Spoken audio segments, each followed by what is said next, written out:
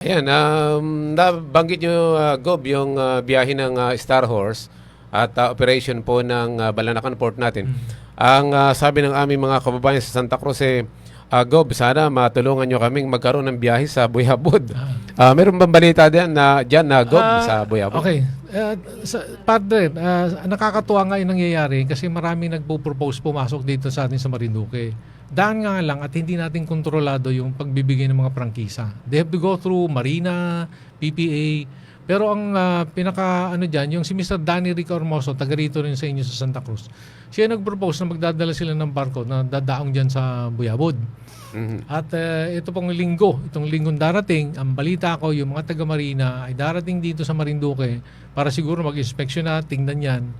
Kasi ang paglalatag po ng barko, maraming proseso. In-inspection ng barko, yung ruta na dadaanan, kasi meron diyang mababaw dyan sa lugar na pwedeng sumayad.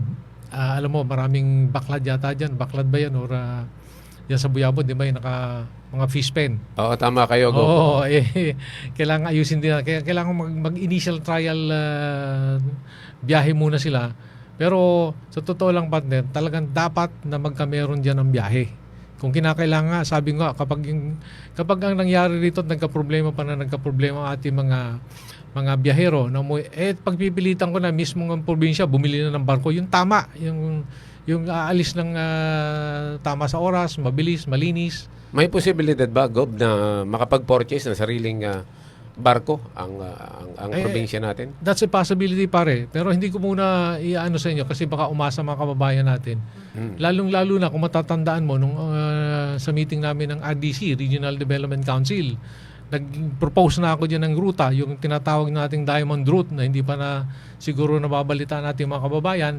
Yan yung babiyahin mula sa Batangas, dadaan ng Marinduque, Romblon, dadaan ng Mindoro at Batangas ulit, clockwise or counterclockwise pabalik. Ang sinabi ko dun sa RDC, sa Regional Development Council, kung sakasakali na ito ipupuntahan na ng gobyerno, ayoko na ang ibabiyahin nila dyan yung mababagal na barko.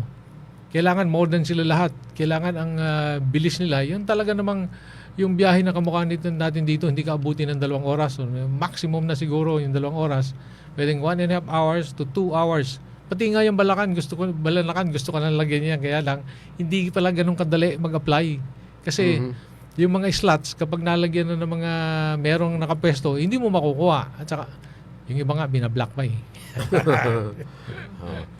Okay. Malaking bagay, Gob, kung sakasakalit matuloy ito dahil yung pakikipag-ugnayan natin sa ibang probinsya dito sa Mimaropa region, maging sa Calabarzon, ay malaki ang magiging impact sa economic ng probinsya natin.